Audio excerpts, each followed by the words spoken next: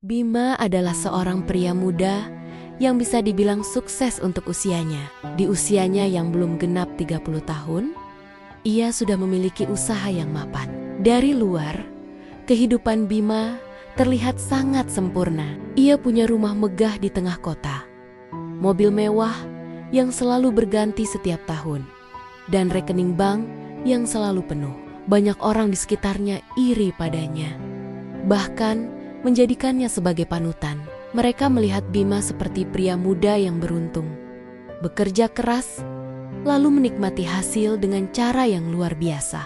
Namun, tidak banyak yang tahu, di balik semua senyum Bima, ada sebuah kesepian yang perlahan menggerogoti hatinya. Setiap hari, Bima sibuk dengan pekerjaan. Ia bangun pagi, rapat dari satu tempat ke tempat lain, mengurus proyek, bertemu klien, lalu pulang larut malam. Jadwal hidupnya hampir sama setiap hari. Dan itu sudah berlangsung bertahun-tahun. Semua waktunya tercurah hanya untuk mengejar kesuksesan. Tapi di balik semua kesibukan itu, ada satu hal yang sering ia rasakan kosong. Saat malam tiba, ketika semua pekerjaan selesai, dan ia berada di rumah besarnya sendirian, ia sering duduk di ruang tamu sambil menyalakan televisi hanya untuk mengusir sepi. Tidak ada yang menyapanya, tidak ada yang menemaninya, bahkan sekadar menanyakan apakah ia sudah makan atau belum. Bima sebenarnya memiliki keluarga, tapi keluarganya tinggal di luar kota. Ia memilih hidup sendiri di kota besar demi mengejar mimpinya. Hubungannya dengan keluarganya memang baik-baik saja, tetapi jarak membuat mereka jarang bertemu. Sesekali ia pulang, tapi tetap saja ada rasa hampa yang tidak bisa diisi hanya dengan obrolan singkat bersama orang tua dan adiknya. Hatinya membutuhkan seseorang yang benar-benar ada untuknya setiap saat. Seseorang yang bisa mengerti perasaannya, bukan hanya kesuksesannya. Suatu malam, setelah menyelesaikan sebuah pertemuan bisnis yang melelahkan, Bima merasa sangat penat. Ia tidak ingin langsung pulang ke rumah karena ia tahu rumahnya hanya akan terasa semakin sepi. Seorang temannya mengajaknya untuk singgah di sebuah tempat hiburan malam, sebuah karaoke yang cukup terkenal di pusat kota. Awalnya Bima menolak, karena tempat seperti itu bukanlah hal yang biasa ia datangi. Namun entah mengapa, malam itu ia merasa ingin mencoba sesuatu yang berbeda. Ia ingin melepaskan penat, melupakan sejenak segala rutinitas yang selama ini membuatnya jenuh. Saat mereka tiba di tempat itu, suasana begitu ramai. Lampu-lampu berwarna-warni berkelip, musik terdengar dari berbagai ruangan, dan suara tawa orang-orang bercampur menjadi satu. Bima awalnya canggung. Ia duduk dengan tenang, mencoba beradaptasi dengan suasana yang asing baginya. Namun tak lama kemudian, pintu ruangan yang mereka tempati terbuka, dan masuklah beberapa wanita pemandu lagu yang bertugas menemani para tamu. Salah satunya bernama Sinta. Sinta berbeda dengan yang lain. Ia punya senyum yang hangat, tatapannya lembut, dan cara bicaranya membuat siapapun merasa dihargai. Saat pertama kali duduk di samping Bima, ia tidak langsung berbicara banyak. Ia hanya menyapa dengan ramah, menanyakan kabar, lalu mendengarkan setiap jawaban Bima dengan penuh perhatian. Sesuatu yang jarang Bima dapatkan dari orang lain. Biasanya, orang-orang hanya tertarik membicarakan bisnis atau uang dengannya. Tapi Sinta membuatnya merasa seperti manusia biasa yang punya cerita dan perasaan. Awalnya, Bima mencoba menjaga jarak. Ia tahu dunia malam bukanlah dunia yang bersih, dan ia tidak ingin terjebak. Namun semakin lama, ia semakin merasa nyaman. Obrolan mereka malam itu terasa begitu mengalir. Sinta bisa membuat suasana yang awalnya kaku menjadi hangat. Bahkan tawa kecilnya membuat hati Bima terasa lebih ringan. Seakan-akan penat yang ia bawa sejak pagi perlahan menghilang. Malam itu, Bima pulang dengan perasaan yang berbeda. Ia sadar ada sesuatu dalam diri Sinta yang membuatnya penasaran. Ia tidak tahu Apakah itu sekadar rasa kagum? Atau mungkin sesuatu yang lebih? Yang jelas, ia merasa seperti menemukan celah kecil dalam hatinya yang selama ini kosong. Celah itu kini terisi oleh sosok perempuan yang bahkan baru saja ia kenal hari-hari berikutnya. Bayangan Sinta terus terlintas di pikiran Bima. Ia ingat caranya tersenyum, ingat tatapan matanya, dan cara ia mendengarkan. Padahal, ia sudah sering bertemu banyak wanita dalam dunia bisnis, wanita-wanita yang cantik dan sukses. Namun tidak ada satupun yang meninggalkan kesan seperti Sinta. Semakin hari, rasa ingin tahunya semakin besar. Hingga akhirnya, Bima memutuskan untuk kembali ke tempat itu. Di pertemuan kedua mereka, suasananya jauh lebih cair. Sinta seolah sudah mengenal Bima cukup dekat.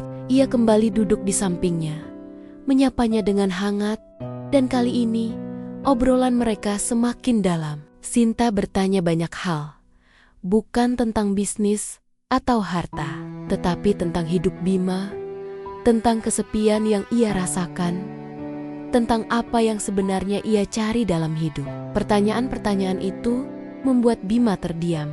Ia tidak terbiasa ditanya hal-hal pribadi seperti itu, apalagi oleh seorang wanita yang baru dikenalnya.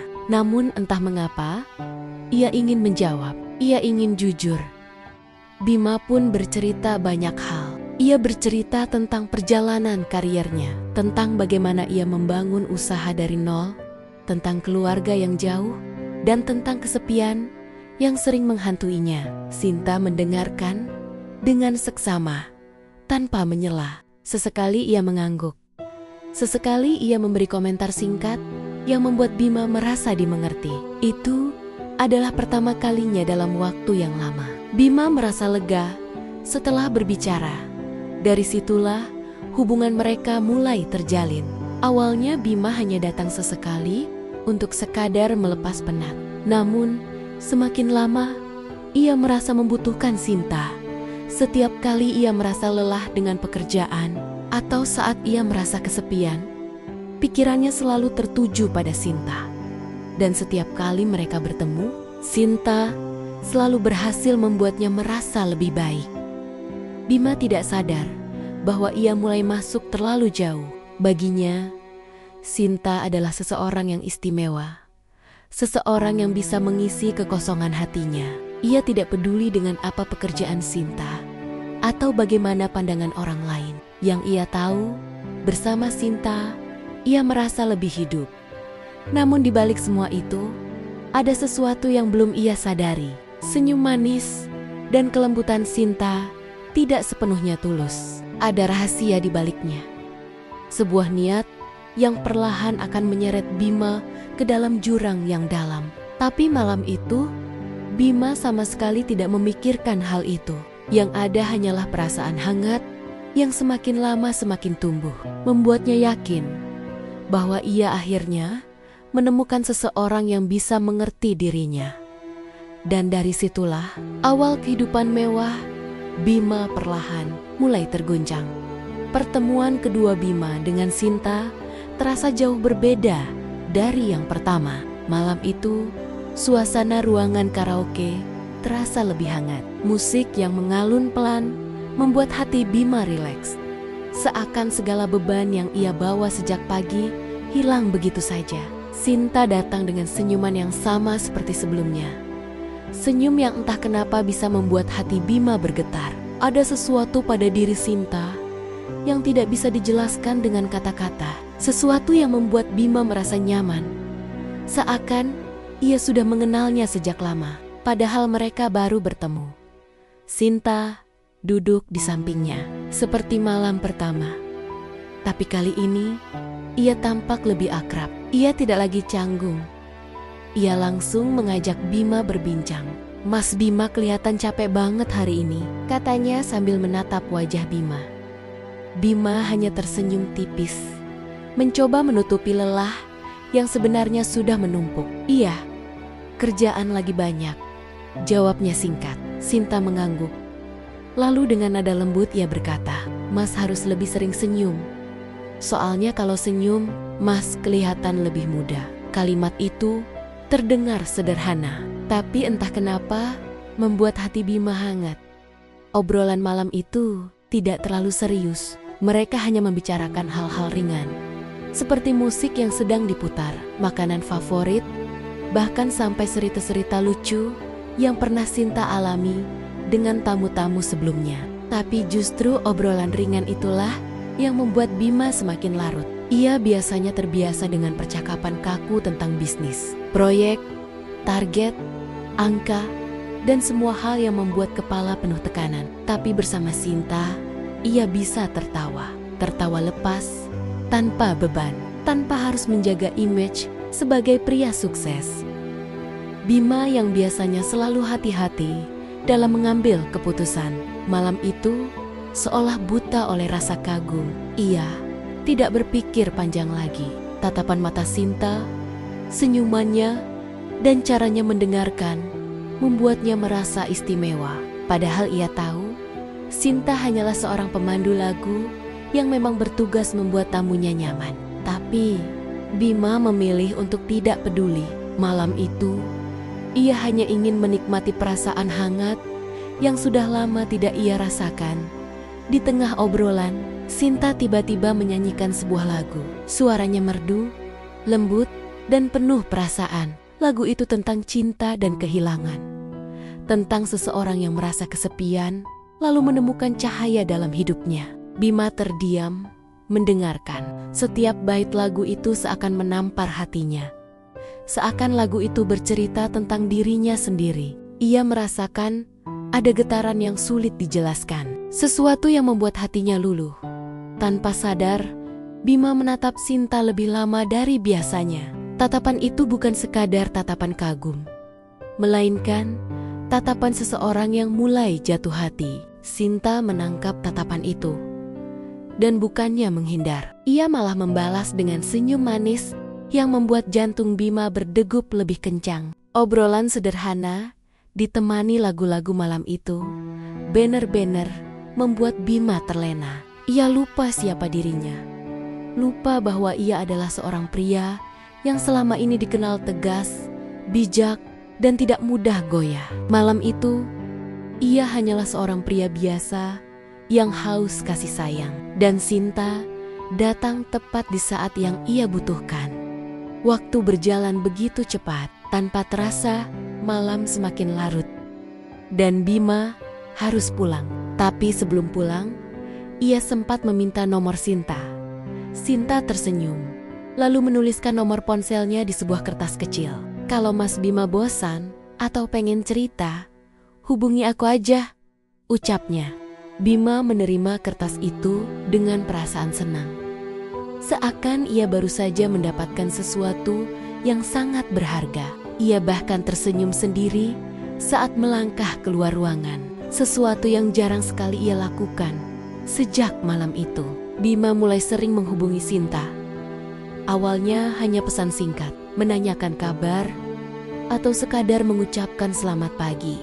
Tapi semakin lama, percakapan mereka semakin intens. Setiap kali Bima merasa penat dengan pekerjaan, ia akan menghubungi Sinta. Dan setiap kali ia melakukannya, Sinta selalu bisa membuat suasana hatinya lebih baik. Kata-kata lembutnya, perhatiannya, dan caranya mendengarkan cerita Bima membuat pria itu semakin terikat. Bima tidak sadar bahwa ia mulai ketergantungan. Ia mulai minangu-nanggu balasan pesan dari Sinta. Bahkan seringkali ia sengaja mencari alasan untuk menghubunginya. Dari sekadar menanyakan makan siang, sampai curhat tentang masalah pekerjaannya. Sinta selalu merespons dengan baik, selalu memberikan kote-kota yang menenangkan. Dan bagi Bima, itu adalah sesuatu yang sangat berarti. Hari demi hari, rasa kagum itu berubah menjadi sesuatu yang lebih dalam. Bima mulai merasa bahwa ia tidak bisa lagi hidup tanpa Sinta. Setiap malam, ia ingin bertemu. Setiap pagi, ia ingin mendapat pesan dari Sinta. Bahkan saat bekerja, pikirannya sering melayang, membayangkan wajah dan senyum wanita itu. godaan malam yang manis itu perlahan mulai mengikat Bima. Ia yang biasanya begitu disiplin dengan jadwal kerja, kini mulai sering melanggar aturan yang ia buat sendiri. Ia lebih sering keluar malam, lebih sering mencari alasan untuk bertemu Sinta teman temonia, mulai memperhatikan perubahan itu. Tapi tidak ada yang berani menegur. Semua orang tahu, Bima adalah orang yang keras kepala. Sekali ia sudah menginginkan sesuatu, sulit untuk mengubah pikirannya. Bima sendiri tidak peduli dengan pandangan orang lain. Baginya, kebahagiaan bersama Sinta jauh lebih penting daripada apapun. Ia merasa hidupnya yang selama ini datar dan penuh tekanan, kini berubah menjadi lebih berwarna. Ia merasa seperti anak kecil yang baru saja menemukan mainan baru, begitu antusias dan begitu bahagia. Padahal, ia tidak sadar bahwa langkah kakinya sudah masuk ke sebuah jebakan cinta yang berbahaya. Sinta tahu bagaimana cara mengambil hati Bima. Ia tahu kapan harus bersikap manis, kapan harus berpura-pura sedih agar mendapat perhatian, dan kapan harus memberi jarak agar Bima semakin penasaran. Semua itu dilakukan dengan sangat halus, sehingga Bima sama sekali tidak merasa curiga. Justru sebaliknya, ia semakin yakin bahwa Sinta adalah wanita yang tulus. Malam demi malam, hubungan mereka semakin dekat. Bima semakin berani mengeluarkan uang hanya untuk membuat Sinta bahagia. Dari hadiah kecil seperti bunga dan coklat hingga barang-barang mahal seperti perhiasan dan tas bermerek. Setiap kali ia melihat Sinta tersenyum saat menerima pemberian itu, hatinya ikut berbunga-bunga. Ia merasa semua pengorbanannya terbayar lunas. Namun tanpa sadar, perlahan-lahan Bima mulai melupakan banyak hal. Ia mulai mengabaikan pekerjaannya, mulai menunda-nunda rapat penting, bahkan mulai tidak peduli dengan proyek besar yang seharusnya menjadi fokus utamanya. Semua itu karena pikirannya hanya tertuju pada Sinta. Ia merasa hidupnya kini hanya berputar di sekitar wanita itu. Godaan malam yang manis itu semakin dalam. Bima yang dulu dikenal sebagai pria sukses, tegas, dan berhati-hati, kini berubah menjadi seseorang yang mudah dibutakan oleh rasa kagum dan cinta. Ia tidak lagi berpikir dengan logika, melainkan hanya dengan perasaan. Dan perasaan itu, tanpa ia sadari, sedang menuntunnya menuju jurang yang kelak akan membuatnya menyesal seumur hidup. Malam itu, sebelum berpisah, Sinta sempat berkata dengan nada manis, "Mas Bima, orang baik. Aku seneng banget bisa kenal sama Mas." Kalimat sederhana itu membuat Bima tidak bisa tidur semalaman. Ia terus memikirkannya, terus mengulang-ulang dalam kepala. Seakan itu adalah pengakuan cinta paling tulus yang pernah ia dengar. Padahal, ia tidak tahu kata-kata itu hanyalah bagian dari permainan yang sudah lama Sinta kuasai. Dan begitulah, sejak malam itu, hidup Bima perlahan berubah. Dari seorang pria sukses yang penuh perhitungan, ia kini menjadi pria yang rela menyerahkan segalanya demi seorang wanita yang bahkan belum tentu benar-benar mencintainya. Ia tidak sadar bahwa di balik senyum manis dan kelembutan Sinta, ada jebakan yang siap menjeratnya lebih dalam lagi. Hari demi hari, hubungan Bima dengan Sinta semakin erat. Setiap kali Bima merasa lelah dengan pekerjaan, setiap kali ia merasa jenuh dengan rutinitas, pikirannya selalu tertuju pada satu hal. Sinta, ia merasa menemukan tempat pulang yang berbeda, tempat di mana ia bisa melepaskan semua beban tanpa harus berpura-pura kuat. Sinta seolah selalu ada, entah itu lewat pesan singkat, telepon di malam hari, atau sekadar sapaan manis yang membuat Bima tersenyum. Kehadirannya begitu berarti, seakan mampu menutupi seluruh kekosongan dalam hati Bima. Sinta memang pandai mengambil hati. Ia tahu kapan harus memberi perhatian lebih, kapan harus pura-pura ngambek agar mendapat perhatian balik, dan kapan harus menempatkan diri sebagai pendengar yang sabar. Semua itu dilakukan dengan begitu alami, hingga Bima benar-benar percaya bahwa perasaan itu tulus. Bima yang selama ini hidup dalam kesepian, akhirnya merasa dicintai. Ia tidak pernah curiga sedikit pun, karena hatinya terlalu buta oleh kasih sayang yang ia pikir akhirnya ia temukan. Hari-hari Bima mulai berubah. Jika dulu ia selalu pulang larut malam karena pekerjaan, kini ia justru pulang larut malam karena lebih memilih menghabiskan waktu bersama Sinta. Rumah megahnya yang dulu sepi, kini semakin jarang ia datangi. Bahkan saat di rumah, pikirannya tidak pernah benar-benar tenang, karena ia selalu ingin segera bertemu lagi dengan wanita itu. Telepon dari rekan bisnis seringkali ia abaikan. Pesan penting dari stafnya kadang tidak ia balas. Semua itu tergeser oleh percakapan dengan Sinta yang terasa lebih hangat dan membuatnya nyaman. Perlahan, orang-orang di sekitar Bima mulai merasakan perubahan besar. Sekretarisnya, yang biasanya menerima instruksi tegas dan jelas, kini sering bingung karena Bima mulai sulit dihubungi. Rekan bisnisnya mulai kecewa karena janji-janji pertemuan sering ditunda. Bahkan keluarganya pun mulai merasa jauh karena Bima semakin jarang memberi kabar. Namun semua itu tidak pernah benar-benar dipikirkan oleh Bima. Ia hanya merasa bahwa kebahagiaan yang selama ini ia cari, akhirnya ia temukan, dan ia tidak ingin melepaskannya. Sinta selalu tahu bagaimana cara membuat Bima merasa spesial. Terkadang ia mengirimkan pesan singkat berisi kata-kata manis seperti, "Mas, jangan lupa makan ya, aku nggak mau mas sakit." Atau kadangkala ia mengirimkan foto dirinya dengan senyuman yang mampu membuat Bima lupa akan semua masalahnya. Hal-hal sederhana itu yang membuat Bima semakin jatuh cinta. Ia merasa diperhatikan dengan cara yang tidak pernah ia dapatkan dari siapapun sebelumnya.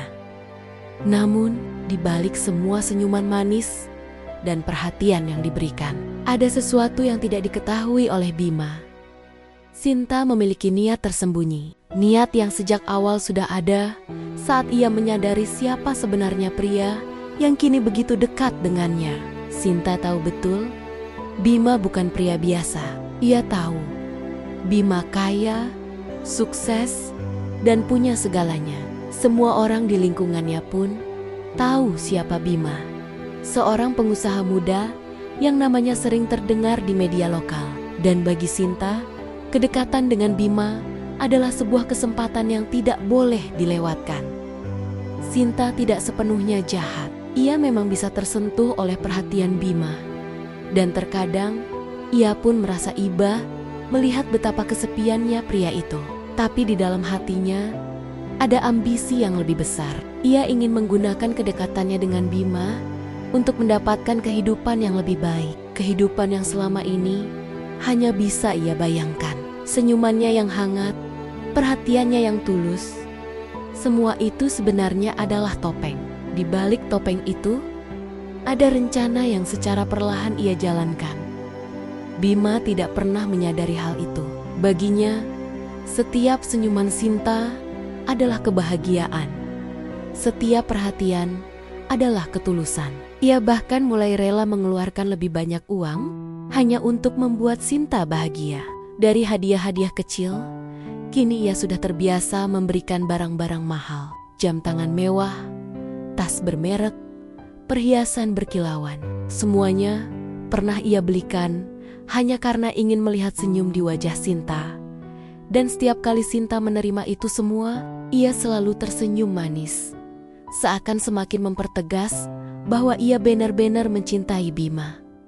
Hubungan mereka semakin intens. Hampir setiap malam mereka bertemu, entah di kafe, restoran mewah, atau bahkan di apartemen yang dayam-dayam disewa Bima hanya untuk mereka berdua. Bima merasa hidupnya kini lebih berwarna. Ia merasa muda kembali, penuh semangat, dan tidak lagi kesepian. Tapi di sisi lain, bisnisnya mulai terganggu. Ia tidak lagi fokus seperti dulu. Beberapa kali ia kehilangan kesempatan besar karena lebih memilih menghabiskan waktu bersama Sinta. Namun, semua itu ia anggap tidak masalah, karena ia berpikir bisa mengejar kembali. Ia tidak sadar bahwa ia sedang mengabaikan fondasi yang selama ini ia bangun dengan susah payah. Sinta semakin pandai memainkan perannya. Ia sering berpura-pura membutuhkan bantuan, misalnya uang untuk keluarganya yang sakit, atau masalah pribadi yang harus segera diselesaikan. Setiap kali itu terjadi, Bima tidak pernah berpikir panjang. Ia langsung membantu, karena hatinya sudah terlalu terikat. Baginya, cinta adalah memberi tanpa syarat, dan ia percaya Sinta benar-benar membutuhkannya. Padahal, di balik semua itu, Sinta hanya sedang menguji seberapa jauh ia bisa menguasai hati Bima. Ada kalanya, di tengah malam, Bima termenung sendiri. Ia berpikir, apakah benar Sinta mencintainya? Atau apakah semua ini hanya kebetulan? Tapi setiap kali keraguan itu muncul, Sinta selalu tahu bagaimana cara menyingkirkannya. Entah dengan ucapan manis, perhatian kecil, atau sekadar pelukan hangat yang membuat Bima kembali yakin. Keraguannya pun menghilang, digantikan keyakinan bahwa Sinta adalah satu-satunya orang yang benar-benar peduli padanya. Tanpa sadar, Bima mulai menjauh dari keluarganya. Ia jarang menghubungi orang tua, jarang memberi kabar, dan bahkan ketika ditanya mengapa jarang pulang, ia hanya beralasan sibuk dengan pekerjaan. Padahal sebenarnya ia sibuk dengan Sinta. Ia mulai lebih banyak menghabiskan waktunya di apartemen itu. Seakan-akan dunia luar sudah tidak ada lagi artinya. Kebahagiaan semu itu membuat Bima buta. Ia tidak peduli pada tanda-tanda bahwa hidupnya perlahan mulai berubah ke arah yang berbahaya. Hutang-hutang kecil yang awalnya tidak terasa kini mulai menumpuk karena pengeluaran berlebihan. Beberapa rekan bisnisnya mulai menarik diri karena merasa Bima tidak lagi bisa diandalkan. Tapi Bima tetap berpikir bahwa semua bisa diatasi nanti. Saat ini, ia hanya ingin hidup bersama dengan kebahagiaan yang diberikan oleh Sinta. Rahasia di balik senyuman Sinta semakin dalam tersembunyi. Setiap kali Bima menatap senyum itu, ia melihat cinta. Padahal sebenarnya ada perhitungan yang rumit di baliknya. Senyum itu bukan hanya sekadar tanda kasih sayang, melainkan juga alat untuk mengikat Bima semakin kuat. Sinta tahu betul bagaimana cara membuat seorang pria jatuh hati, dan Bima telah jatuh sepenuhnya ke dalam permainan itu.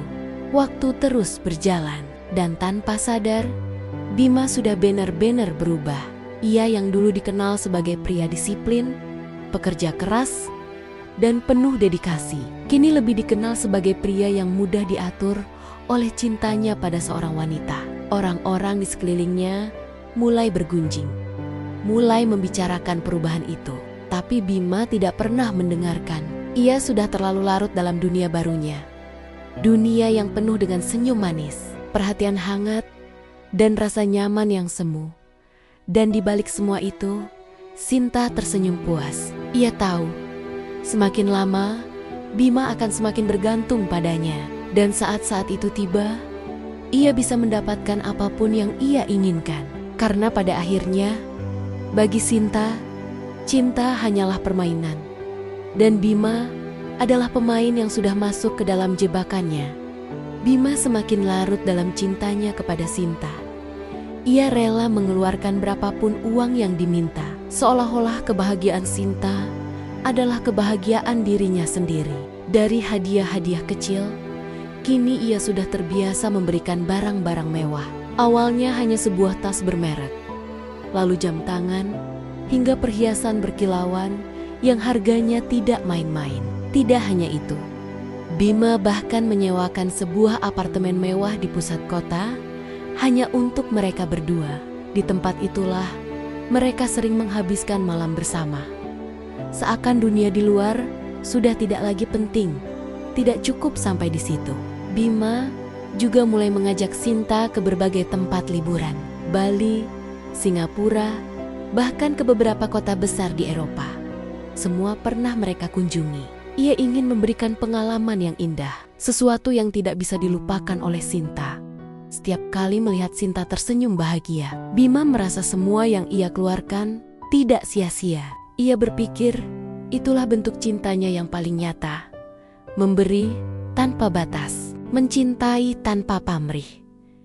Namun, di balik semua itu, bisnis Bima mulai goyah. Ia yang dulu selalu dikenal disiplin, kini lebih sering absen dalam ropet-ropet penting. Rekan bisnisnya merasa kecewa karena banyak janji yang tidak ditepati. Beberapa investor bahkan mulai menarik diri karena menganggap Bima tidak lagi bisa fokus. Perusahaan yang selama ini ia bangun dengan kerja keras perlahan mulai kehilangan pijakan. Angka penjualan menurun, proyek-proyek besar terhambat, dan pesaing-pesaingnya semakin agresif merebut pasar.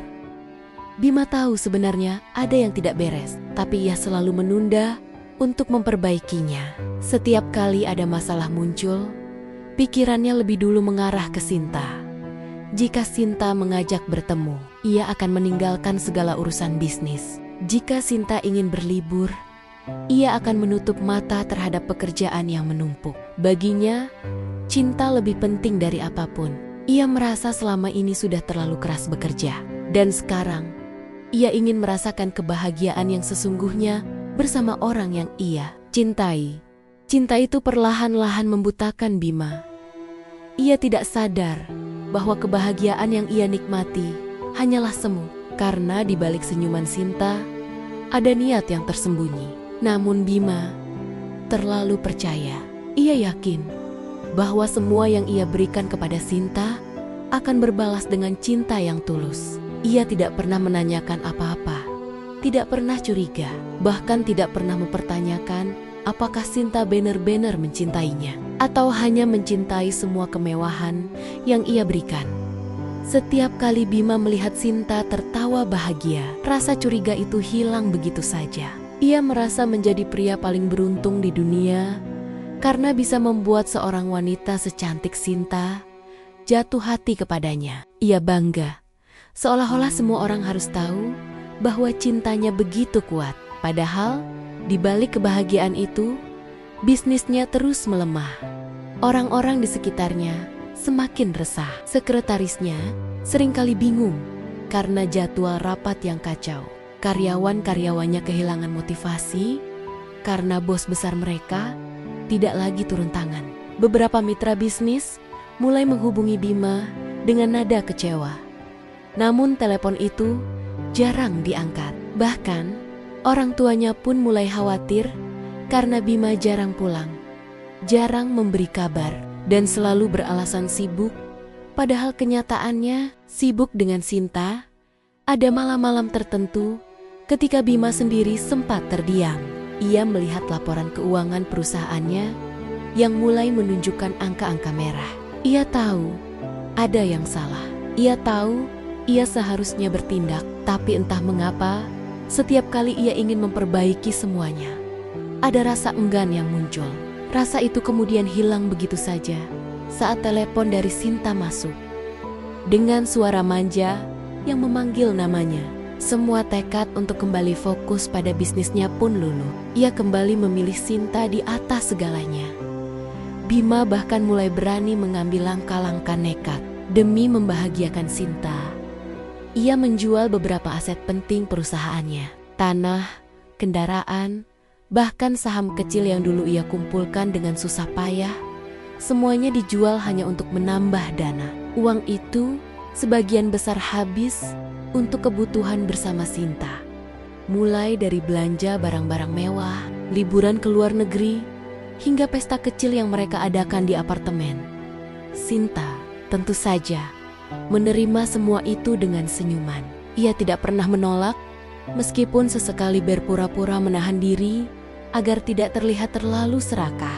Namun dalam hatinya, ia tahu bahwa Bima sudah berada di dalam genggamannya. Pria itu sudah terlalu buta oleh cinta, sehingga apapun yang ia minta akan dipenuhi tanpa banyak tanya. Sementara itu, para pesaing Bima semakin diuntungkan oleh kondisi ini.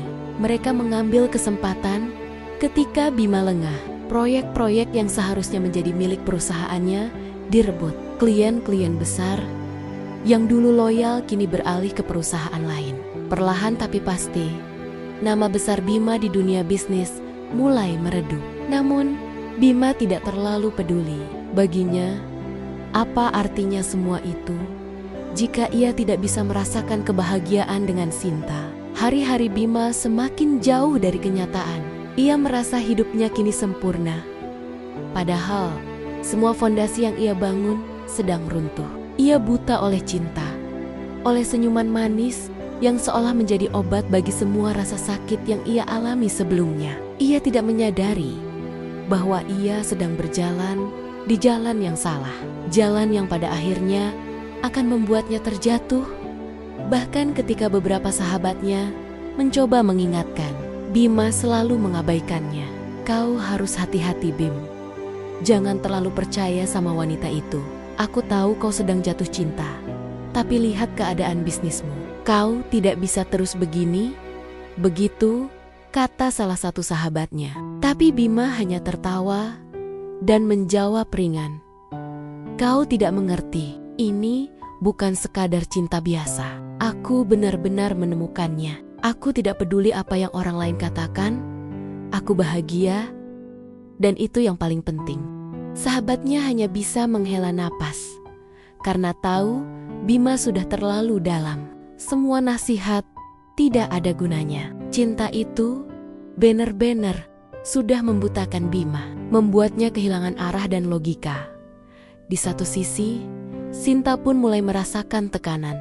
Ia tahu Bima mulai banyak kehilangan di dunia bisnisnya. Ia khawatir jika suatu hari nanti sumber kekayaan itu berhenti, ia tidak lagi mendapatkan apa yang ia inginkan. Maka dari itu, Sinta semakin pandai memainkan perannya. Ia semakin sering menunjukkan kasih sayang, semakin sering membuat Bima merasa dibutuhkan, dan semakin sering membuat Bima percaya bahwa hanya ia satu-satunya wanita yang benar-benar tulus mencintainya. Dengan begitu, Bima akan semakin sulit melepaskannya, meskipun kondisi semakin terpuruk. Malam itu, di apartemen mereka, Bima memeluk Sinta erat. Aku tidak tahu bagaimana hidupku kalau tidak ada kamu, Sin, ucapnya lirih. Kamu satu-satunya alasan aku masih bertahan. Kamu tahu kan, aku mencintaimu lebih dari apapun. Sinta tersenyum, menatap Bima dengan tatapan penuh kasih. Aku tahu, Mas, dan aku juga mencintai Mas. Aku selalu ada untuk Mas, apapun yang terjadi, jawabnya lembut. Bima percaya penuh pada kata-kata itu. Ia merasa tenang, merasa yakin bahwa cintanya tidak sia-sia. Ia tidak tahu bahwa di balik senyum manis itu, Sinta menyimpan ketakutan sekaligus perhitungan. Hari berganti, dan masalah semakin menumpuk. Perusahaan Bima diambang krisis, hutang semakin banyak, dan kepercayaan mitra semakin menipis. Namun, Bima tetap tidak peduli. Ia buta oleh cinta. Seakan semua masalah itu hanya bayangan semu. Ia terus berlari menuju kebahagiaan yang ia pikir nyata. Padahal semua itu hanyalah fata morgana. Cinta itu memang telah membutakan Bima, membuatnya rela mengorbankan segalanya. Keluarga, sahabat, bisnis, bahkan masa depannya sendiri. Semua demi seorang wanita yang senyumnya mampu membuatnya lupa segalanya. Dan kini, tanpa ia sadari, ia sedang berdiri di tepi jurang yang dalam, hanya tinggal menunggu waktu untuk jatuh ke dalamnya. Hari demi hari berjalan, dan kenyataan yang selama ini berusaha diabaikan, Bima mulai menunjukkan wajah aslinya. Perusahaan yang dulu ia banggakan, kini benar-benar berada di ujung tanduk. Laporan keuangan yang menumpuk di mejanya sudah jarang ia baca dengan serius. Namun sekali waktu ketika ia menatap lembaran itu, jantungnya berdegup kencang. Angka merah semakin membesar. Pemasukan menurun drastis, dan hutang-hutang yang ia pikir bisa ditutup dengan proyek baru justru semakin memberatkan. Namun meski hati kecilnya sudah berteriak bahwa ada bahaya besar, pikirannya masih menolak untuk menghadapinya. Ia merasa seolah semua itu hanyalah badai, sementara yang pasti akan berlalu. Karena bagaimanapun, ia merasa masih punya segalanya atau setidaknya masih punya Sinta. Orang-orang di sekitarnya mulai resah. Para karyawan gelisah karena gaji mereka sering terlambat. Beberapa bahkan berbisik-bisik di belakang Bima, mempertanyakan apakah perusahaan masih bisa bertahan. Rekan bisnisnya satu persatu mengambil jarak, takut ikut terseret dalam pusaran masalah yang semakin dalam. Dan yang lebih menyakitkan, keluarganya sendiri mulai merasakan dampaknya. Orang tua Bima yang dulu selalu bangga melihat anaknya menjadi pengusaha muda sukses, kini sering termenung. Mereka merindukan sosok Bima yang dulu disiplin, bertanggung jawab, dan penuh semangat. Yang kini mereka lihat hanyalah anak yang semakin jauh, semakin asing, dan semakin sulit disentuh oleh nasihat. Namun Bima tetap keras kepala. Setiap kali masalah datang, ia menutup mata dengan cara yang sama. Pergi ke apartemen, mencari pelukan Sinta, dan meyakinkan dirinya bahwa bersama wanita itu, semua akan baik-baik saja. Sinta pun tahu bagaimana cara menenangkan Bima dengan kata-kata manis, belayan lembut, dan senyuman yang meneduhkan. Ia berhasil membuat Bima merasa seolah tidak ada masalah yang terlalu besar.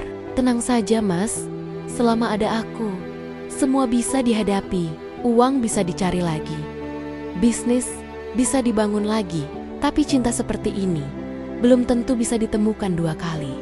Begitu ucapnya suatu malam, dan Bima yang hatinya semakin rapuh hanya bisa mengangguk sambil meyakinkan dirinya bahwa Sinta benar.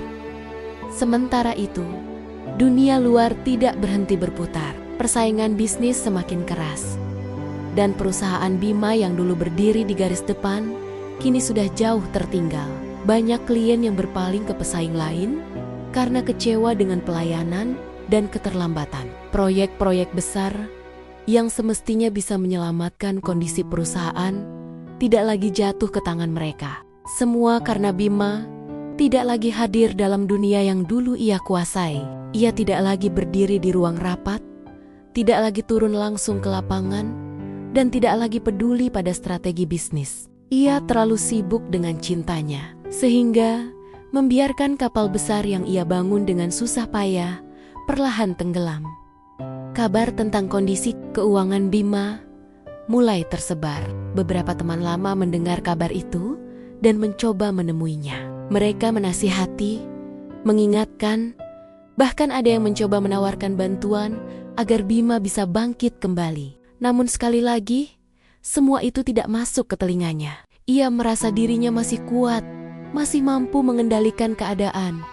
Meski kenyataannya, semua sudah lepas dari genggamannya. Ia terlalu percaya bahwa dengan cinta, semua masalah akan terasa lebih ringan. Padahal, cinta yang ia genggam itu bukanlah kekuatan yang menolong, melainkan beban yang dayam-dayam menariknya ke dasar. Sinta sendiri mulai merasakan perubahan.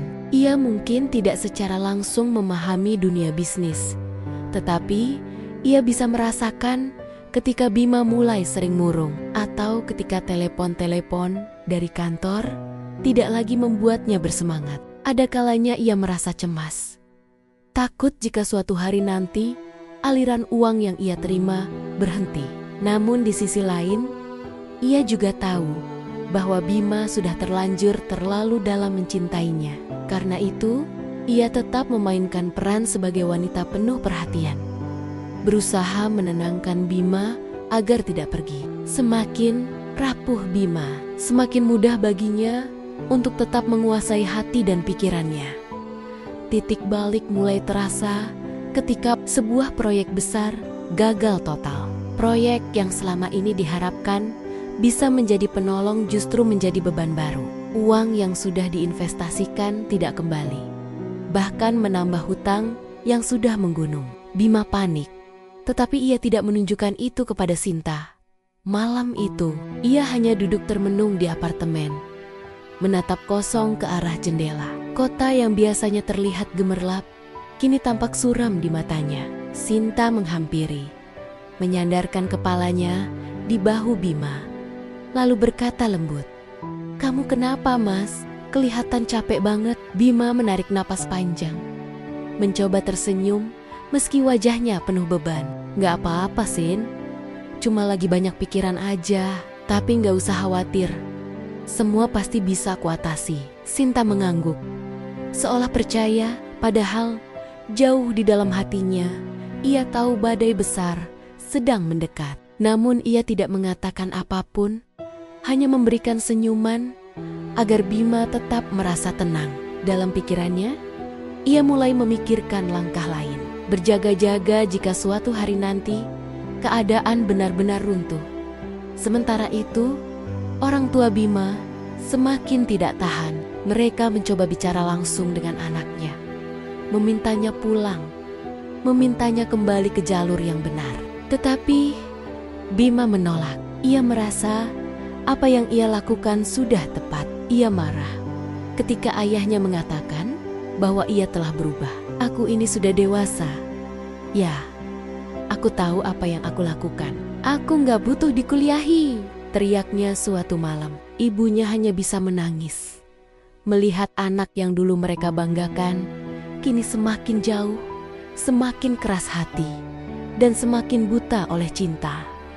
Hingga suatu ketika, masalah itu benar-benar meledak. Hutang perusahaan jatuh tempo, sementara uang yang tersedia tidak cukup untuk membayar. Bima dikejar-kejar oleh kreditur. Bahkan ada ancaman hukum yang membayanginya. Karyawan-karyawan akhirnya turun tangan, menuntut gaji yang sudah berbulan-bulan tertunda. Gedung kantor yang dulu penuh semangat kini terasa seperti medan perang. Bima datang, mencoba menenangkan, tetapi suaranya tidak lagi didengar. Ia yang dulu dianggap pemimpin yang hebat, kini hanya dipandang sebagai bos yang gagal dalam kekacauan itu. Bima kembali melarikan diri ke tempat yang menurutnya aman.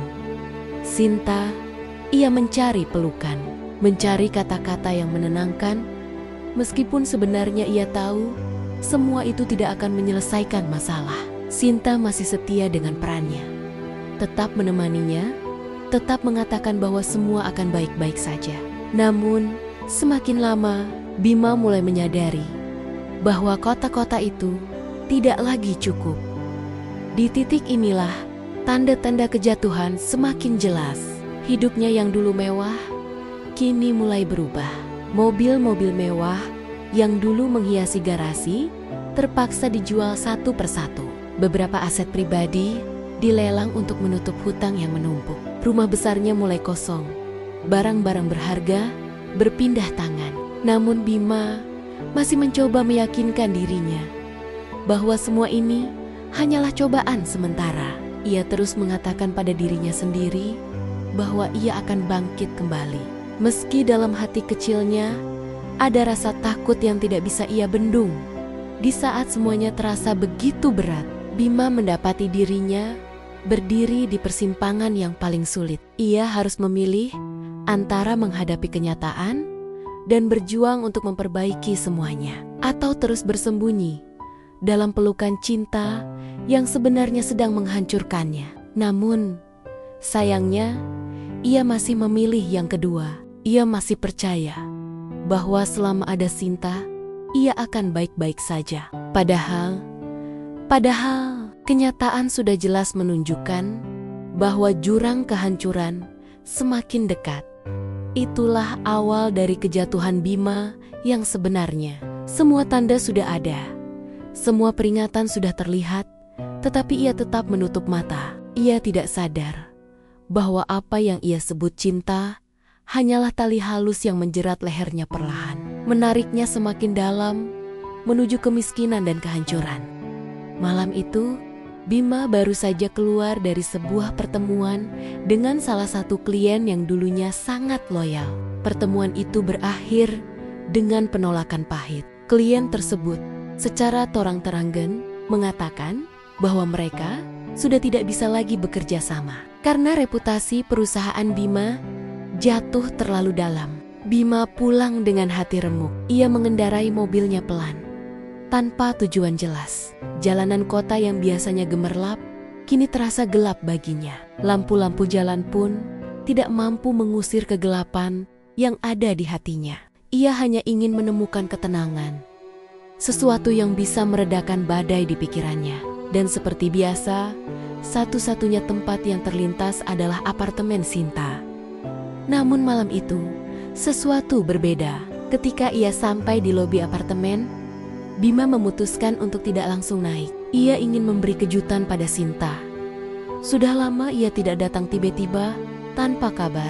Dan ia berpikir, mungkin ini bisa menjadi momen kecil untuk menghidupkan kembali gairah cintanya. Ia membeli bunga mawar putih di pinggir jalan sebelum masuk ke gedung. Senyum tipis muncul di wajahnya, meski hati sebenarnya masih kacau. Ia ingin percaya bahwa dengan melihat Sinta, semua beban akan sirna. Lift berhenti di lantai tempat apartemen Sinta berada. Bima melangkah pelan. Jantungnya berdetak lebih cepat, bukan karena gugup, tetapi karena ada perasaan aneh yang tiba-tiba menghantuinya. Ia menggenggam kunci duplikat yang pernah diberikan Sinta beberapa bulan lalu. Malam ini, ia ingin menggunakannya. Tanpa mengetuk pintu, ia membuka perlahan. Suasana hening menyambutnya. Hanya suara samar musik lembut yang terdengar dari ruang tengah. Bima tersenyum, membayangkan Sinta sedang duduk menunggu sambil menonton televisi. Namun langkahnya terhenti ketika ia mendengar suara tawa. Tawa itu bukan milik Sinta seorang. Ada suara pria lain di sana. Dadanya mendadak sesak. Kakinya berat untuk melangkah, tapi rasa penasaran mengalahkan segalanya. Ia berjalan pelan mendekat ke arah ruang tengah. Dan di sanalah dunia yang ia kenal runtuh seketika. Sinta duduk di sofa, mengenakan gaun santai. Wajahnya tersenyum manis seperti biasa. Tetapi di sampingnya, ada seorang pria yang jelas bukan dirinya. Pria itu merangkul bahunya. Dan Sinta sama sekali tidak menolak. Justru ia terlihat nyaman. Bahkan sesekali mencubit mesra lengan pria tersebut sambil tertawa. Di atas meja, tergeletak segelas anggur yang masih penuh, serta bungkus hadiah kecil yang belum dibuka. Bima berdiri terpaku, tubuhnya kaku. Bunga mawar putih yang ia bawa terlepas dari genggaman dan jatuh ke lantai. Suara jatuhnya bunga membuat Sinta menoleh. Wajahnya seketika berubah pucat. Senyumnya hilang. "Mas," ucapnya terbata. Matanya membelalak. Pria di sampingnya ikut menoleh. Tampak kaget, namun bukannya panik, ia malah terlihat tenang. Seolah sudah terbiasa dengan situasi seperti ini. Bima merasakan kepalanya berputar. Seakan tidak percaya dengan apa yang baru ia lihat.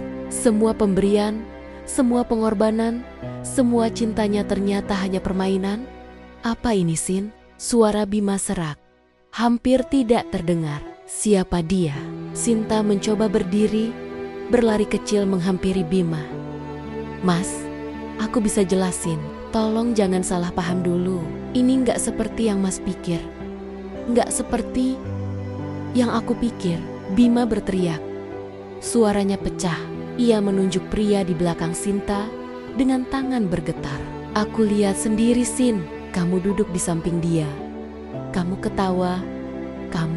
Kamu begitu nyaman sama dia. Jadi apa artinya aku selama ini?" Sinta menangis, memegang tangan Bima, berusaha menenangkan. "Mas, aku salah. Aku hilaf. Tolong kasih aku kesempatan buat jelasin." Pria itu berdiri perlahan, memasukkan tangannya ke dalam saku celana dengan wajah tenang. "Kamu sebaiknya nggak terlalu ribut di sini, bro. Orang-orang bisa dengar," katanya santai. Seakan situasi itu hal kecil. Kata-katanya justru membuat darah Bima mendidih. Bima merasa seluruh hidupnya hancur dalam sekejap. Semua kerja keras bertahan-tahan, semua aset yang ia habiskan, semua cinta yang ia curahkan, ternyata hanya untuk wanita yang hatinya bukan milik dia seorang. Ia merasa dikhianati dengan cara paling menyakitkan. Air matanya menetes tanpa bisa ia tahan. Tangannya mengepal, tubuhnya gemetar hebat. Jadi, ini maksudnya Sin? Semua ini, semua cintaku, semua hartaku, cuma buat kamu habiskan sama dia? Suaranya bergetar, lebih mirip ratapan daripada pertanyaan. Sinta menunduk, tidak berani menatap matanya. Tangisnya semakin keras. Namun bagi Bima, itu tidak lagi terdengar tulus. Ia teringat semua malam-malam ketika Sinta tersenyum. Ketika ia berkata akan selalu ada untuknya. Semua kata-kata manis itu kini terdengar seperti racun yang menghancurkan perlahan. Tanpa banyak kata lagi, Bima berbalik dan pergi. Sinta mencoba mengejarnya. Tetapi Bima mendorong tangannya kasar. "Jangan sentuh aku lagi, mulai malam ini.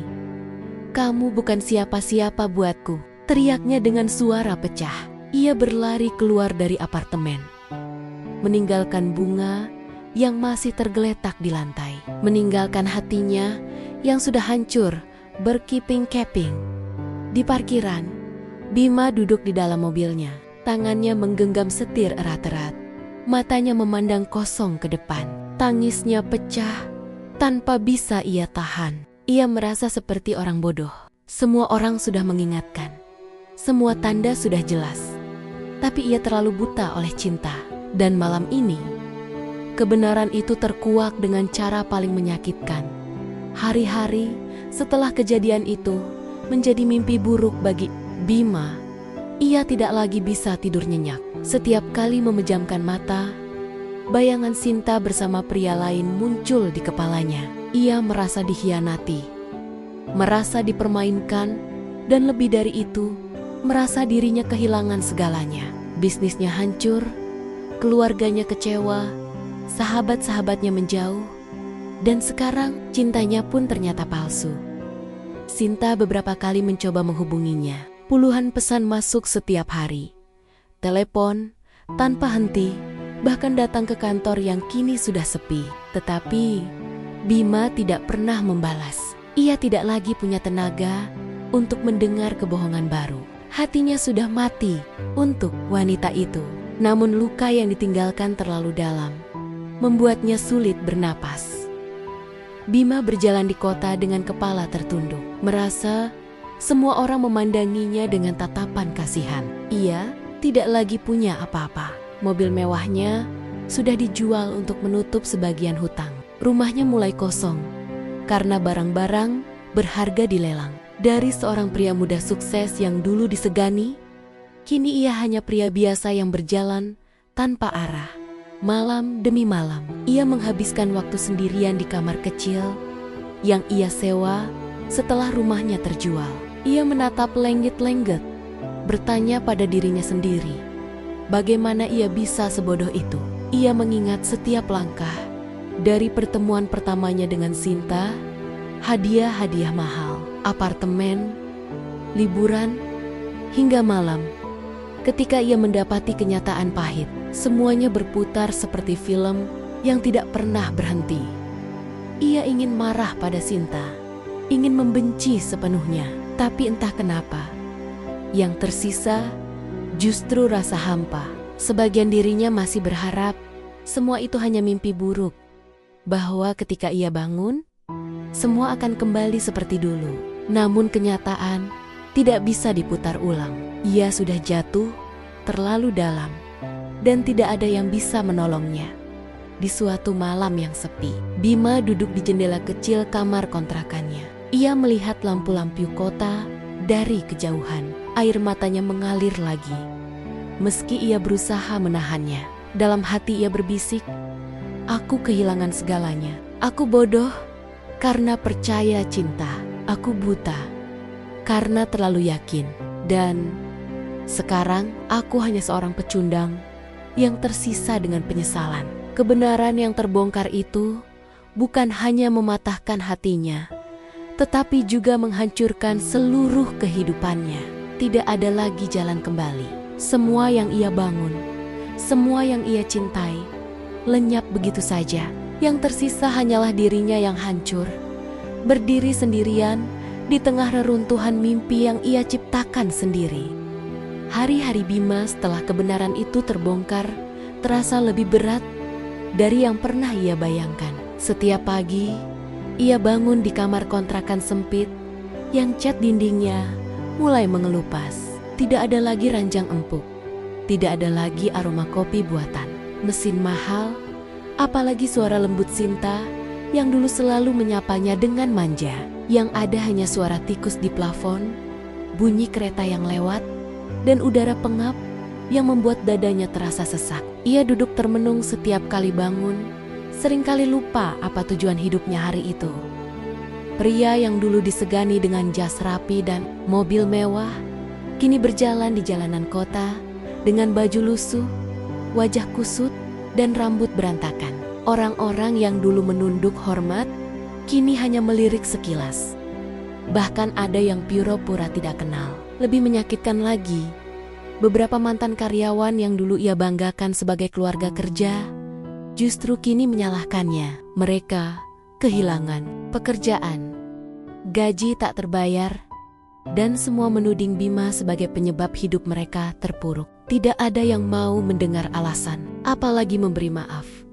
Setiap langkah yang ia ambil seakan hanya menuju ke jurang lebih dalam. Hutang menumpuk, bahkan beberapa kali debt collector datang mencari. Mereka tidak segan-segan mengetuk keras pintu kontrakan kecilnya, meneriakkan namanya dengan suara kasar, membuat tetangga menatap penuh curiga. Bima hanya bisa menutup telinga, pura-pura tidak ada di rumah. Meski di dalam dadanya bergetar hebat ketakutan, malam-malamnya semakin panjang. Ia sering duduk sendirian di jendela, menatap langit hitam tanpa bintang. Kadang, ia memandangi foto lamanya di ponsel foto dirinya bersama Sinta di pantai Bali, di restoran mewah, di apartemen yang dulu penuh gelak tawa. Semua itu kini terasa seperti mimpi yang kejam, mimpi yang berubah jadi kutukan. Wajah Sinta yang dulu membuatnya jatuh cinta, kini hanya menghadirkan luka. Dan yang lebih menyakitkan, kabar tentang Sinta benar-benar hilang. Nomornya tidak bisa dihubungi, akun media sosialnya ditutup, bahkan apartemen mewah itu pun sudah kosong. Seolah-olah Sinta menghilang dari dunia, meninggalkan Bima sendirian dengan segala kehancuran. Ada kalanya Bima berjalan tanpa arah di trotoar kota, melihat pasangan muda bergandengan tangan sambil tertawa. Hatinya perih, pikirannya kembali ke masa ketika ia merasakan kebahagiaan yang sama bersama Sinta. Ia menyesali kebodohannya, menyesali butanya mata hati, menyesali bagaimana ia rela mengorbankan keluarga, sahabat, bahkan perusahaannya demi wanita yang akhirnya menusuk dari belakang. Air matanya jatuh begitu saja, tanpa ia sadari. Orang-orang yang lewat mungkin menganggapnya hanya pria mabuk atau orang kehilangan arah, padahal ia sedang membawa beban dunia di pundaknya. Bima mencoba mencari pekerjaan baru, namun tidak ada yang mau menerima. Namanya sudah tercoreng, reputasinya hancur. Ia pernah datang ke sebuah kantor kecil, menawarkan diri untuk menjadi staf biasa.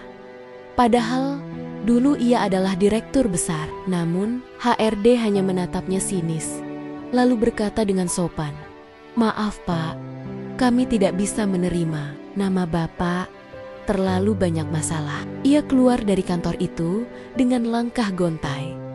Perutnya kosong karena seharian belum makan, dan dadanya semakin sesak menahan malu. Hari demi hari, ia bertahan hanya dengan mie instan murah dan air putih. Berat badannya turun drastis, wajahnya tirus, matanya sayu. Dari pria mapan penuh percaya diri, ia kini seperti bayangan dirinya sendiri. Beberapa kali ia berpikir untuk menyerah. Malam-malam sepi sering membuat pikirannya gelap. Ia pernah berdiri di jembatan, menatap arus sungai deras di bawahnya.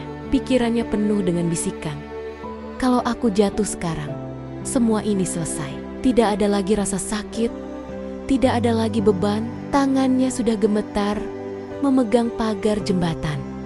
Tubuhnya maju setengah langkah, namun di detik terakhir ia mundur. Air matanya tumpah deras, Ia menutup wajah dengan kedua tangan. Meski hancur, masih ada secuil harapan dalam dirinya. Secuil keinginan untuk memperbaiki hidup. Sekecil apapun kemungkinan itu.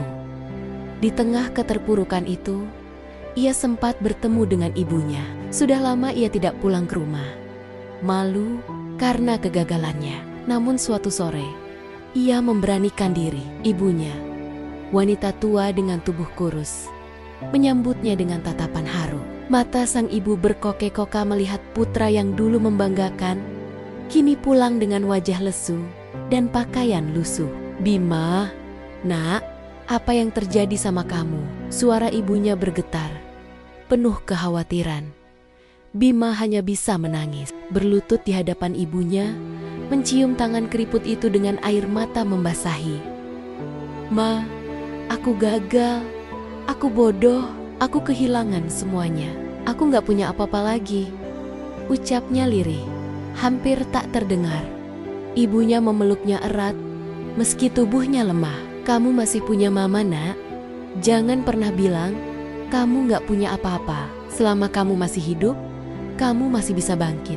Jangan biarkan kesalahanmu mengubur masa depanmu." Pelukan itu membuat Bima menangis semakin keras. Ia sadar, selama ini ia terlalu sibuk mengejar dunia, mengejar cinta semu, sampai lupa siapa yang benar-benar tulus mencintainya, ibunya sendiri. Namun, rasa penyesalan kembali menghantam. Ia merasa sudah terlalu jauh jatuh, terlalu dalam luka yang ia buat sendiri. Hari-hari berikutnya, Bima mencoba perlahan memperbaiki hidup. Ia mulai bekerja serabutan, mengangkat barang di pasar, kadang menjadi kuli bangunan. Dari pria mapan menjadi pekerja kasar bukan hal mudah. Tapi ia tidak punya pilihan. Tangannya yang dulu hanya memegang pena dan mengetik di laptop, kini penuh luka dan kapalan. Badannya pegal, keringat mengucur deras setiap hari. Namun setidaknya, ia masih bisa bertahan hidup. Meski begitu, luka hatinya tak pernah benar-benar sembuh. Setiap kali melihat pasangan mesra, setiap kali melihat pria sukses dengan mobil mewah, ia kembali teringat pada dirinya dulu. Dan di balik semua itu, bayangan Sinta selalu menghantuinya. Ia tidak tahu di mana wanita itu sekarang. Apakah masih bersama pria yang dilihatnya malam itu? Atau sudah pergi dengan yang lain? Semua tidak jelas. Yang ia tahu, Sinta telah meninggalkan luka yang akan terus membekas selamanya. Bima mulai jarang berbicara dengan orang lain. Hidupnya kini hanya bekerja, pulang, makan seadanya, lalu tidur. Ia seperti robot yang tidak lagi punya jiwa. Dalam diam, ia masih sering bertanya pada Tuhan, mengapa hidupnya harus berakhir seperti ini? Apakah karena cintanya yang salah? Ataukah ini balasan atas kesombongannya dulu ketika berada di puncak? Pertanyaan itu tidak pernah terjawab. Hanya bergema dalam hatinya yang kosong. Beberapa tahun kemudian, kabar tentang Sinta sampai juga ke telinga Bima. Ia mendengar dari seorang kenalan lama bahwa Sinta akhirnya ditinggalkan oleh pria yang dulu bersamanya. Hidupnya tidak jauh berbeda, terjebak dalam utang, berpindah-pindah kota, dan akhirnya menghilang entah kemana. Saat mendengar kabar itu, Bima hanya terdiam. Tidak ada rasa puas, tidak ada dendam yang terbalaskan, hanya kesedihan yang makin menumpuk. Karena pada akhirnya, meski Sinta hancur, hidupnya pun tidak pernah kembali seperti dulu. Malam terakhir yang paling menyakitkan datang ketika Bima jatuh sakit. Tubuhnya lemah, batuk berdarah, dan ia terbaring di kasur tipis kontrakannya. Tidak ada yang menemani, tidak ada yang merawat. Hanya suara hujan deras di luar jendela yang menemaninya. Ia teringat semua kenangan, semua kegagalan, semua luka. Air matanya mengalir pelan di pipi kurusnya. Dengan suara lemah, ia berbisik, "Andai saja aku tidak pernah bertemu dengannya, mungkin hidupku tidak akan seperti ini."